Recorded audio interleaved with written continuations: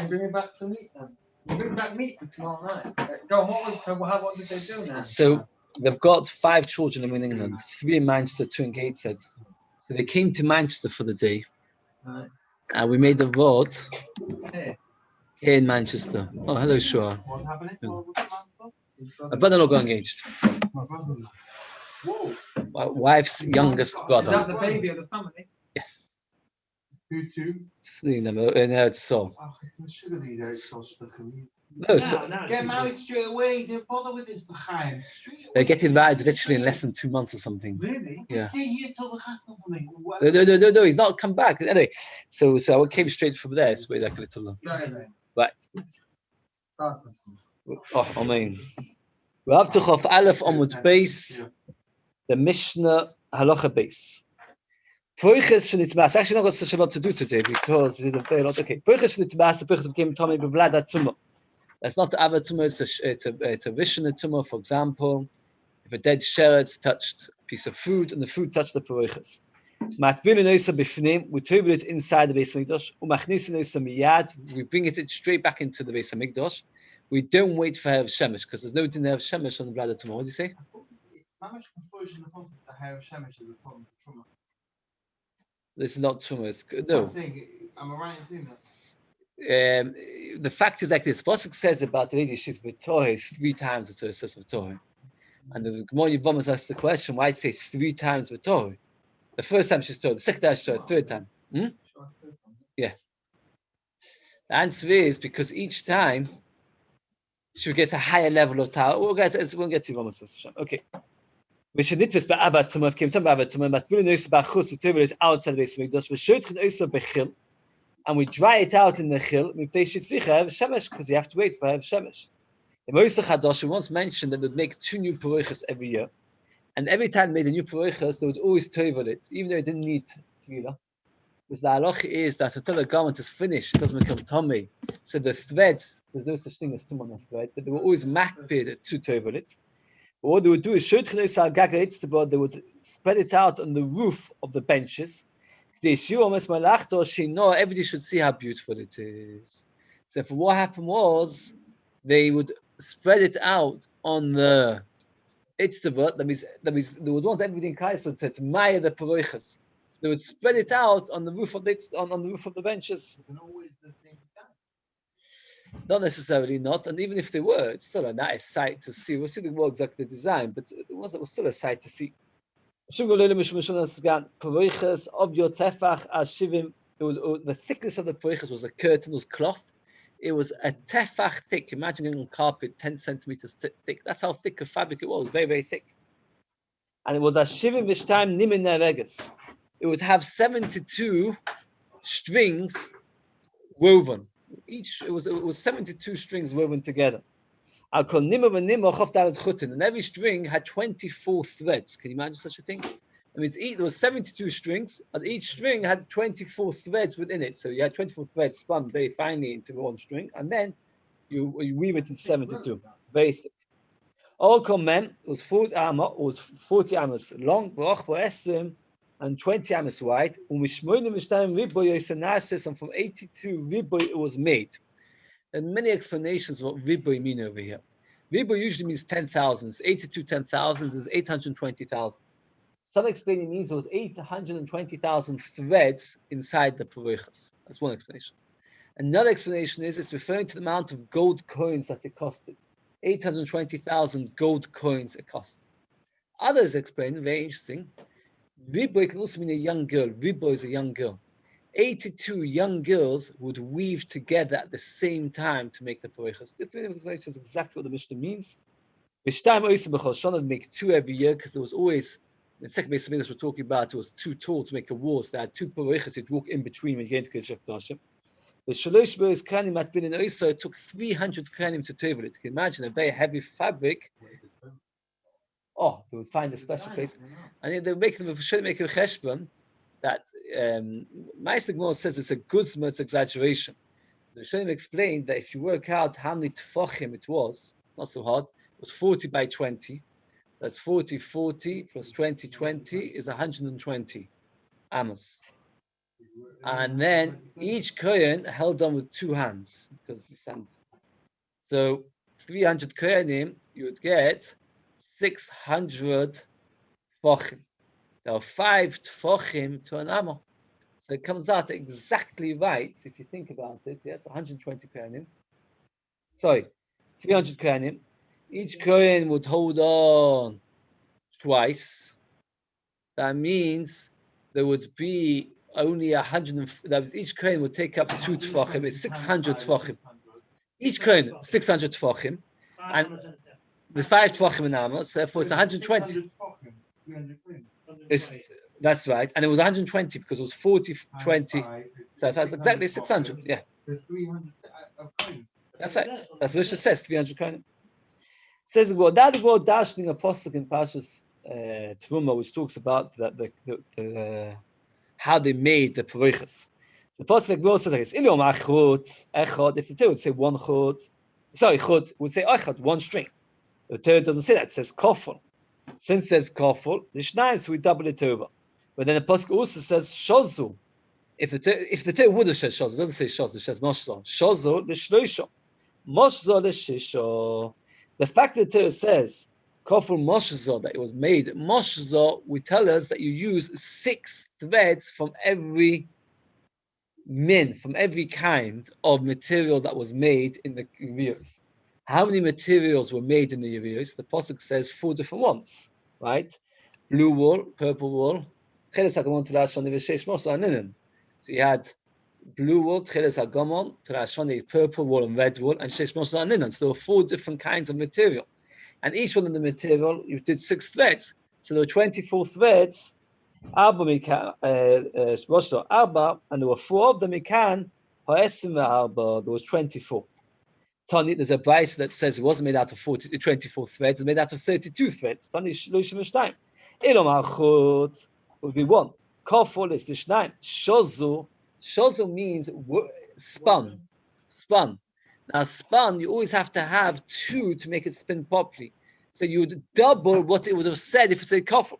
So therefore not 3, but arba would be 4. Mosod is shmoino, arba arba. There was 4 different kinds. Mikano tzosim terrain, it was 32.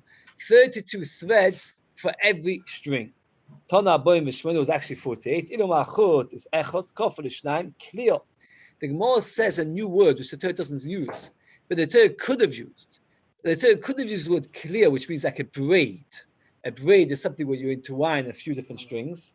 So the shloisha, shozo, the Torah didn't use the word clear, could have used the word shozo, the shisha, but the Torah instead used the word moshzo, which mashma even more, lishnei moso.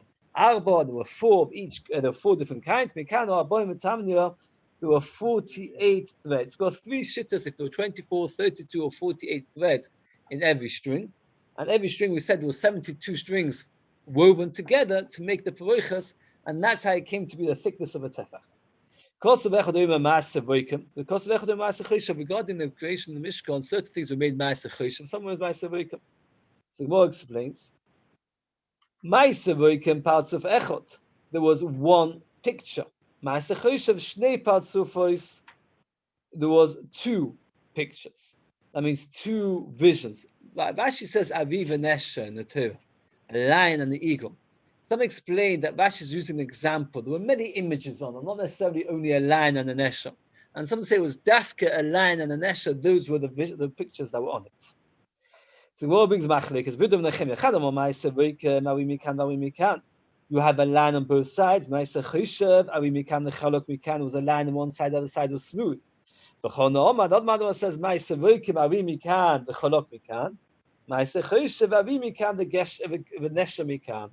so the Beis, the Rabbi, is exactly the difference between Oiveg and the Choshev. The Taklichadin says that it depends how you do it. It says Oiveg is weaving, Choshev is sewing.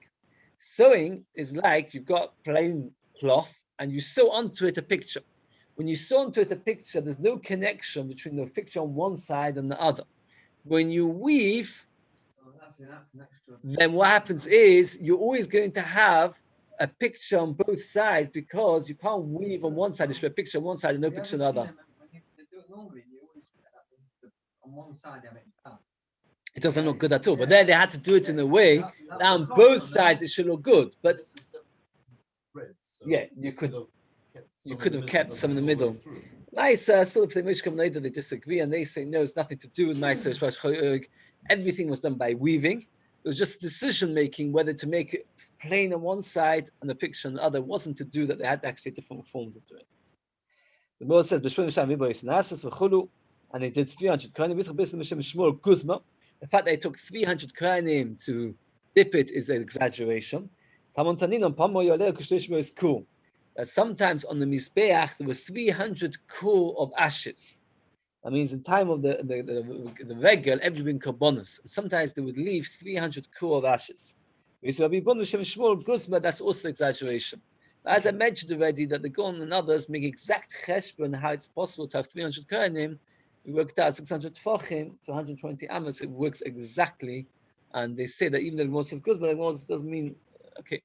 The Mashal says that whenever the Gemara uses big numbers, big round numbers, based on this Gemara, you can always often say it's exaggeration. It was just to like dramatize something, to make it like to try and get people excited. Okay.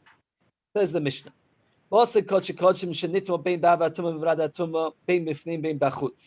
You've got meat of a korban which became tomei. Sometimes by avatum, some of radatum, the Gemara will explain the difference. Or inside the Beis Hamikdash, outside the Beis Hamikdash, b'shama oimi hakol yisrael b'fnim. You burn it inside the Beis Hamikdash, chutz b'shnitva b'avatum b'chutz. Unless two things happened. It got tomei with the avatum, and it got tomei outside the Beis Hamikdash. Basically, oimi hakol yisrael b'chutz. It should all be burnt outside. Chutz b'shnitva b'avatum b'fnim, unless it became tomei b'avatum b'fnim. So you have to picture like this. You've got two criteria which we're judging the whole time. Which level of tumah did it become? Obviously, the higher level of tumah it became, the more urgent it is to take it outside the Beis Hamikdash.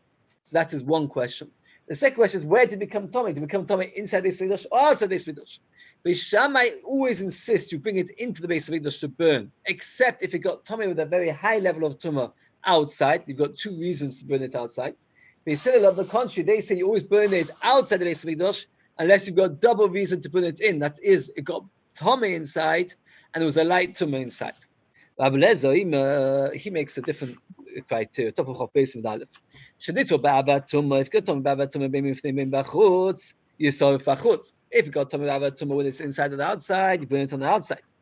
Shenitva b'vladat tumah. If you got tumah b'vladat tumah, bein b'chutz bein b'fnim, yisor b'fnim, you get burnt on the inside. So it depends whether you got tummy ba'avat tumah or vladat tumah. We keep mokim to mosli shom seifose. Where you got tummy, that's where you burn it. So you actually worked out we have 4 different shittas where to burn meat of kodshim that became tummy. According to Rabbi Akiva, going backwards, wherever it became tummy, that's where you burn it. According to Rabbi Lezer, it depends which level of tumah it was, avat tumah or vladat tumah. If it's avat tumah, you burn it outside. Vladat tumah, you burn it inside. According to Beis Shammai, you always burn it on the inside unless you have 2 reasons, i.e. it's a high level of tumah and you got tumah on the outside. Then you burn it outside, always you burn it, otherwise burn it on the inside. They still say you always burn it on the outside unless you have 2 reasons to burn it inside. You got tumah inside and it's a light tumah. Mais is not much mefoshet to explain why all of these cheshbonis, but the main nekuda is like this. The Torah says, which tells us that when you've got something which becomes possible, there's a mitzvah to burn it inside the Beis Hamikdash. But counterbalancing it is, we don't want to bring tumah in the Beis Hamikdash. So basically, you always have a question: what's better, to burn it inside the Beis Hamikdash like all korbanos which are possible, or to try and get tumah out? This balance is the machlokes over here. What do we take more into consideration? It says like this: that the Mishnah over here does not mean literally avat tumah vladat tumah. Normally, whenever we talk about avat tumah, we mean sheretz, and vladat tumah we mean something that came tummy from a sheretz. For example, food that touched the sheretz. But here he says that's not pshat in our Mishnah. In our Mishnah, when the Mishnah says avat tumah, it means tomei doiraisa, and vladat tumah means tomei do'abonon. It's more borrowing an expression which is not literal. It's not the literal explanation. It's not the normal explanation. Both times are talking about Torah. Now, the Gemara is going to point out that Bar Kappa's explanation is much, much easier to understand in our Mishnah. Because when you say it is all that when you say like this, that one is Tumah D'Oraisa, one is Tumah D'Rabbanan, you can understand that Chazal decided that Tumah D'Oraisa goes inside, it goes out, and Tumah D'Rabbanan you can leave in. Because only Tumah D'Rabbanan, and the Beis Mikdash have a special rule, Ein Shvus B'Mikdash, we don't concern ourselves about D'Rabbanan's Beis Mikdash. But if you say that we're both talking about Tumah D'Oraisa, it's just different levels of Tumah, so the big question is, why should that make a difference to where you can burn it? And what the Gemara does is, the Gemara asks it as a question and does not answer it. That's the Gemara says inside. The kasha d'Abichna the Beishamai. The kasha d'Abichna Beishamai. The Beishamai im yakol yisrael b'ifnim chutz mishneto b'avatuma b'chutz. Except if God told me b'avatuma outside. Ma b'avatuma b'chutz ma b'avatuma b'chutz. What difference does it make? Zev zev lo dvatayru. Are they not both dvatayru? And if that's the case, it should make no difference if it's avatuma b'avatuma. V'afilu ad Beis Hillel lo mekasha. Even according to Beis Hillel, it would not be good. We're going to say, would it not be a kasha? Kasha is not a question. Either way, it's a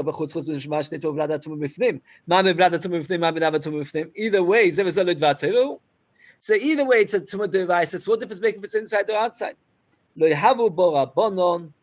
Chachamim did not discuss this anymore. Before she explained, they decided the question was so strong, they decided to leave it. Hello, but what they did discuss ad the Barkapor. They discussed Barkapor. Kasha the Barkapor. You burn it on the inside.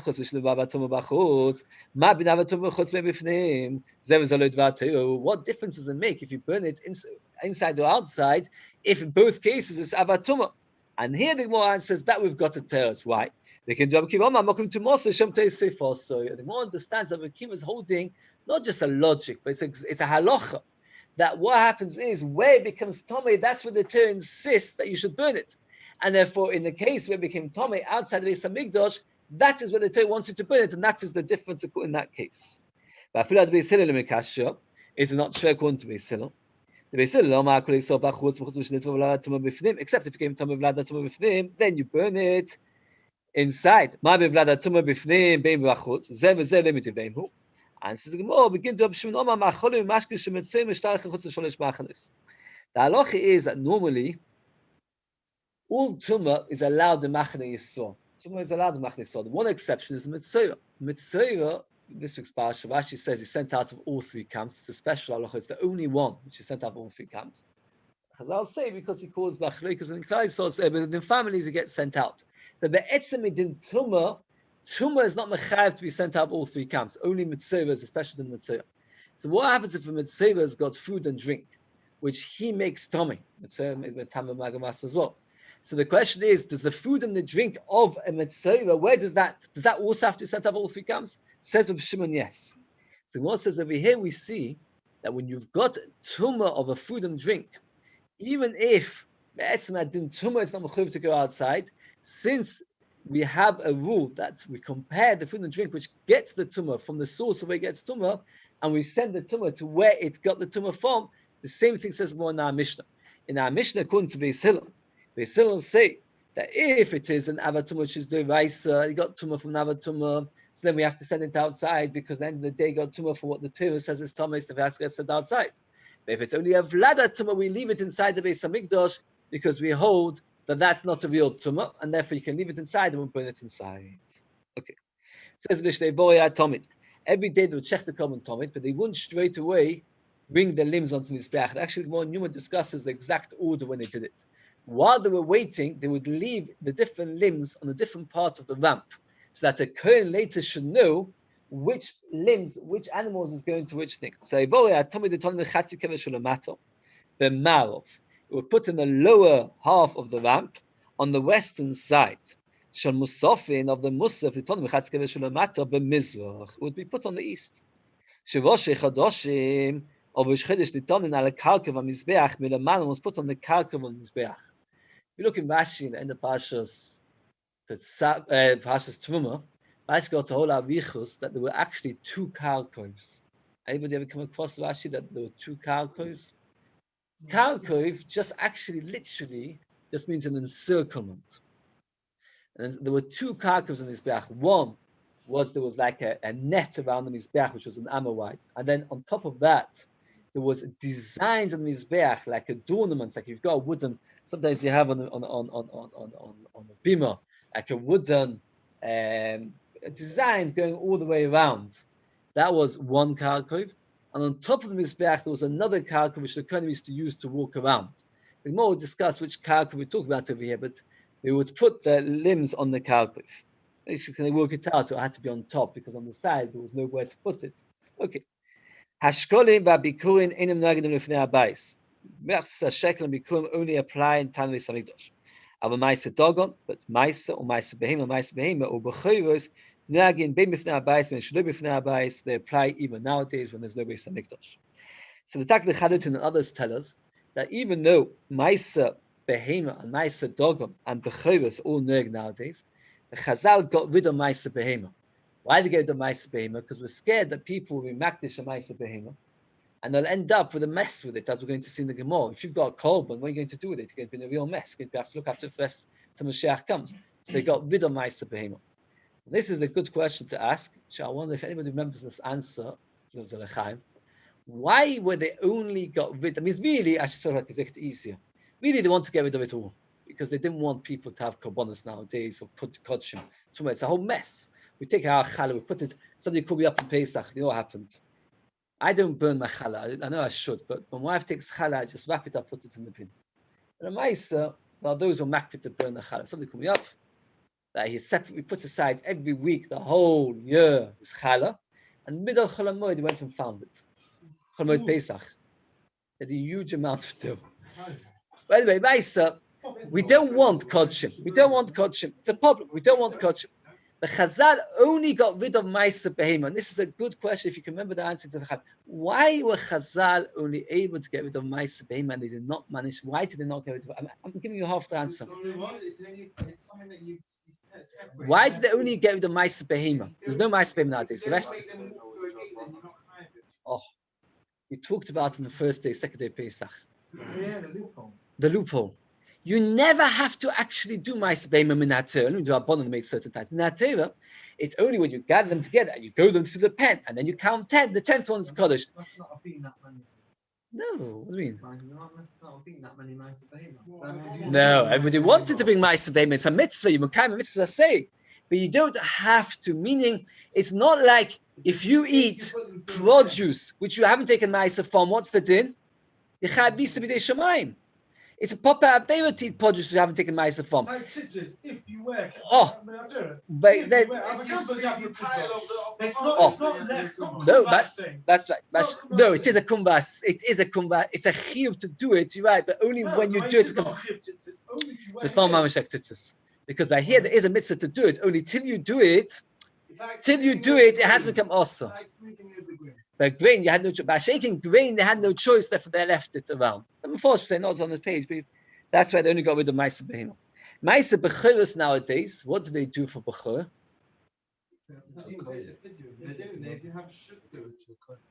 No, they make shutvos for the goy. They make a shutvos for the goy. That what they do is they be maknet the goy the ear or the top of the ear lobe. That's what they do in Communius. Not Communius, it's called in Beis Chilke, it's called. No, in what's that? Communius. That's what they do there. They maknet the ear lobe, one ear lobe to a goy. And once a goy has a tiny ownership in the mother, then the firstborn's not b'choy. Just tell you very quickly a story. I was going to hear Dvasha because the speaker, I felt there wasn't many people there. I thought it wasn't nice to walk out. And he spoke very, very, very slowly, which really grates me. I don't know why. But the mice, what happened was he ended up saying a story, but it took him like 20 minutes to say the story. But one mile about it, you don't forget the story. But unfortunately, it grated me. I have to learn to think not to let it grate me. What happened was he said that there was once a story that a person came on Erev Shabbos to of Kamirs, Binom Mendelssohn is called. And he came to me and said that my cow is about to give birth and I forgot to be maknet to a goy the earlobe. So we need to make a kinyan because it's about to give birth, and if it's born, it's too late. It has to be before birth. So to be maknet to a goy is not so straightforward. If you're going to match the base in, you need to make a kinyan to a goy. No, they're not for b'choy. We talk about b'choy, not ma'aser. B'choy doesn't help by shutvos. Only by ma'aser it helps. By b'choy, even by shutvos of birth, you have to. It doesn't help. So by goy, what we do is we're yoitzer because b'chok sabich and shlokish and bob mitzia. what Ma'aser Kinyan you do to a goy. So we do all the Ma'aser Kinyanim. One of the Kinyanim they do is to write a shtar. So he sat down, quickly wrote a shtar. So his Gabba said to him, I don't understand you. This question must come up regularly because there's a lot of farmers. Why in the world don't you just make a template and photocopy it? I have a few copies in your desk. And then when somebody comes in, fill in the names, and then you can get yourself without the problem. So what did he answer him? Mashiach will come, and I will be, what's the word? He'll come and say hello to me. And what happened was, I said it to him before this story. What happened was, Mashiach will come and say hello to me. I will be all excited, and I will know deep down in my heart that inside my desk, there's shtovos to avoid bringing the Bechor, because I didn't believe Mashiach's coming, and therefore I was worried, because once Mashiach comes, we'll do Bechor normally. And therefore I'll be embarrassed to myself, how can I greet Mashiach? And therefore, imagine hearing that story in 20 minutes. Since we've got a few extra minutes, I just want to say this story. I also heard this story. I said very quickly, because for me it doesn't take 20 minutes. This is a true story, and I heard it from a Fag himself. When his sister, I saw someone's wife was nifta, he came and he started speaking. I wanted to listen to him. And he said like this. He said that his sister, Matzah once gave a shiur in Gateshead to the bochum of the yeshiva. And after the shiur, one bocher left his coat behind. Matzah put up signs. He tried to get somebody to take the coat back, unsuccessfully. So what's he have to do? What's the mitzvah? You have to keep it until, you have to wait until Eliyahu comes. He put it in his cupboard, waited for Eliyahu to come. What happened was, came to Leil B'dikas Chometz. He checked his whole house, and suddenly he remembered he hadn't checked that coat. And he was nervous. For all he knew, the bocher who came to the shiur left chometz in his pocket, and now he's got chometz in his house. So he looked for the coat, he couldn't find the coat. So he said to his wife, do you remember once I had a coat, etc.? Yeah? She said, yes, it's in my cupboard with all my dresses. Obviously, he didn't check his wife's dress, maybe he held no chometz, I don't know. So he said, pockets, the ones that have pockets. So he asked her, why in the world did you put it in your cupboard? So she said, Eliyahu will come, and the two of you will get into a deep discussion. And I won't get a chance to say hello to him. But the halacha is, if you've got a lost item and you don't know who it belongs to, you've got a mitzvah to go to Eliyahu and ask him. So I'll interrupt your conversation. I'll say to Eliyahu, what should I do with the coat? So he said, in fact, you see how she lived. She lived with the emunah pshuta that Mashiach is on his way, and she wanted to have something for him to talk. And he always started crying when he was speaking to my sister. And I was mamish nispoor that he spoke with such a love about his sister. I don't know how many sisters you all have. I'm sure you love them all a very, very lot. You've got 9 brothers. How many of them could you talk with tears in your eyes about them? He could. That was, I found, more inspiring, because mamish almost crying, literally. Oh, how many of them could you talk? It's a nice story. It's a very nice story. Okay. Says, okay, we've got a completely on the left field. What's the word for it? Out the field. What's the story? What's to show the earlobe? Why? It's the smallest part. It's not worth anything. The toenail could fall off. We don't want to give it to the guy because it's got other shilos. Oh, that's what they do. I once read the document. You can see, you can actually find it now. Probably if you Google it nowadays. I had to find it in the safer, but if you Google it, look up the shtar to give to a guy. Okay. It's the Shekalim bikurim as a kodesh. It's kodesh shonay bikurim kodesh inum kodesh. If you say that bikurim is kodesh, it's not kodesh. Machlekes whether you make bikurim nowadays if it's kodesh or not. It says what ezu karkav mizbeach amo ben keren and ken mokim meluch vag lekoyanim. It's the place where the koyanim would walk between the horns. Musa Shabbos Musa Chodesh mi kodem. Which one comes first? Which korban is brought first? The Rosh Chodesh comes before Shabbos. The strength of Rabbi Yirmiyah. That means where did Rabbi Yirmiyah prove it from? In Hador, from this. Shiur shel Shabbos, Shiur shel Chodesh, Shiur shel Chodesh kodem. You say Shiur shel Chodesh kodem. That means on Shabbos, which is Rosh Chodesh, you say Bochi Nafshi before Mitzvah Shalem Shabbos. Since you say the Shiur first, it makes sense the korban is first. I want to tell you, I lived in Katzeh for years and years, and I got so used to it. It bothers me even till today. I've been living in Manchester for years and years, and it's still not used to it. In England, nobody even knows about this. But in Eretz Yisrael, there's a special Shul Shel Yomi for every day of Yom Tov, every day of Pesach, every day of Sukkot, every day of Shavuos. And they don't say the Shul Shel Yomi of the weekday. And on Shabbos Rosh Chodesh, they don't say the Shul Shel Shabbos. They only say Shul Rosh Chodesh. because of this. They want to go in a second. We say one shiur. For example, on Pesach, there's got a few different blocks of Tehillim, some of them quite long. But anyway, nobody knows about it, nobody says it, and everything else. On Purim, it's not an article. On Purim, do you say Masechet Shacha? People do, but then they don't say Shul Shadim. It's not like they say more Netzah. Okay. Says the Gemara, you see, if Shul Shavash Chodesh is first, so the Kol Musaf is first. Says the Gemara, no. It's different. It's only to tell people that it's Rosh Chodesh, make Rosh Chodesh first. People know it's Shabbos. Not everybody knows it's Rosh Chodesh. So now it's Rosh Chodesh. Not everybody's aware that it's Rosh Chodesh. People start to forget. So therefore, Kate said, and wherefore you do the wrong way around. You say that you bring the Korban of Shabbos and you say Shul Shul Rosh Chodesh, and you bring the Korban of Rosh Chodesh, you say Shul Shul Shabbos. Whoever's Todd is first. That's what you do wish around. That man who says Todd, who say Shabbos, then Rosh Chodesh the other way around. I saw a few Mephoshim and others point out that, by the way, when do you say the Shiur? When did the Vim start singing? Does anybody know? When did the Vim start singing? We actually had it in Shekalim. New Levi, you've got the Sefer, you've read it. When did they start? I'm sure it's in the Sefer. When did the Vim start singing? Only when you pour the wine on the Mizbeach. So the Gemara over here is not technically correct. It says, Shabbos for don't do anything by the Shechita. You only do it by... That's right. Not always. Only by Yom Tov. But most days was done much later. But the fact is... But the point is, they only sang the Shiur when you pour the wine, not before. Okay. Shekalim kodshu. Shekalim is kodesh. The big more example, Beis said, "Ben Edu, Ben Edu, loy kodshu." There's no kedusha to Shekalim nowadays. Tony, Geir is when I say Sech Lavi Kinu Vias Kesef. Halacha is a Geir has to bring 2 birds as a korban. So now, what happens if a Geir nowadays? So the first shitta, the first tana that Beis holds that we tell the Geir, take some money, set it aside, so when Mashiach comes, you'll have the money ready.